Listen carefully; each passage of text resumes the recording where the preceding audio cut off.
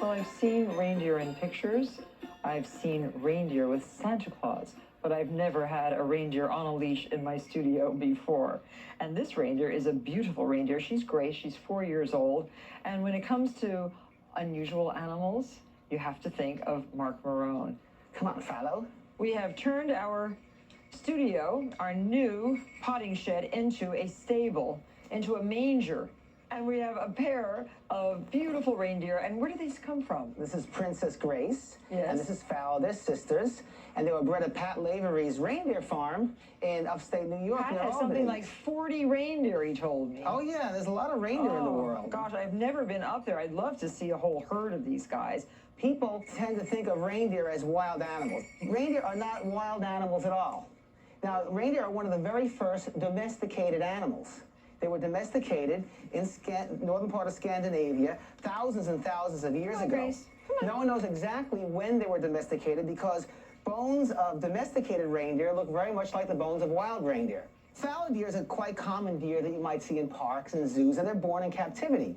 Just because an animal is born in captivity does not make it a domesticated animal. You see, a domesticated animal is one who is bred for specific purposes by man. We control its genes to act or look a particular way. Wild reindeer are caribou.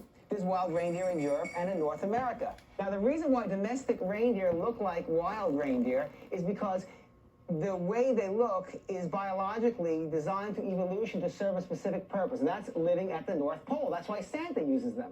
Tell us about their fur, because they do. Well, that's what I'm talking about, the natural adaptation. Their fur feels hollow, right? You put your hand yes. here, it's like an airbed. And that's because each hair is hollow inside, and they're excellent insulators. Garments made of reindeer skin are very, very warm. So this is one aspect of reindeer that the native people needed to preserve. And there's no point in changing it. It's perfect. Just leave it the way it is. Another aspect that they needed are their hooves. You'll notice that the hoof is actually toenails. You see, Fallow has 4 toenails, the 2 big ones here and the 2 little ones here. They're splayed feet. They're a thick coat. These are all adaptations that helps them survive in the cold areas. So there was no need when people domesticated them to change that. What they changed is their behavior. A deer born in captivity, like a fallow deer or a white-tailed deer or a red deer, otherwise called as an elk, are nervous animals. These animals have been selectively bred to be gentle and amiable about people. They're no different than cows.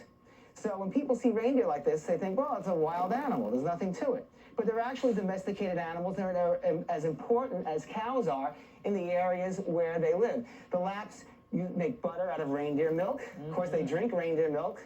Every restaurant in Finland serves reindeer meat. Excuse me.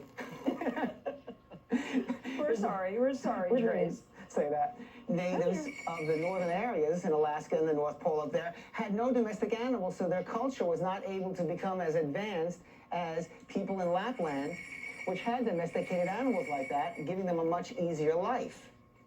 Now, I'm just being very careful because these racks on these heads are quite large, and I'm afraid if I don't pay very close attention, Mark, I might get poked. Well, you see, they shake their heads like this. They do. They don't mean to poke you, but it still hurts either way. Is this a horn or an antler? Antler. A horn is a permanent growth. A goat would have a horn, a cow would have a horn.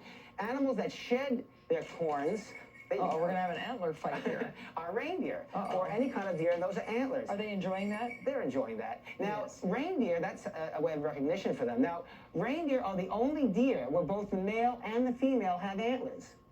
The antlers grow in the spring, and they're covered in velvet. It's an actual living organism. It's covered in velvet, and the velvet provides the blood to it. Once the reindeers achieve its maximum growth, then they scrape the velvet off, and the bony substance there is left. And then the antlers usually will fall off in reindeer about in December, hopefully like right after Christmas. You know, they'll lose their antlers then, and then they'll regrow them again in the spring. Now, what do they eat? They're pretty easy about that. I mean, up in the native populations eat mainly lichen. Okay, but they'll graze, they'll browse. They're very easy to keep like that. Contrary to what you might think, they can do very, very well in warmer areas, too. Just because you live in Florida doesn't mean you can't keep reindeer up there. They can do very well in a warmer area also. Well, they must be very happy that winter's coming, though. Oh, yeah, they're getting ready for us December 24th. They are. Thanks very much, Mark, for sharing all your amazing knowledge with us. You're very welcome, and Martha. Thank Pat Lavery for sharing Grace and Fallow with us this year. Sure, Martha.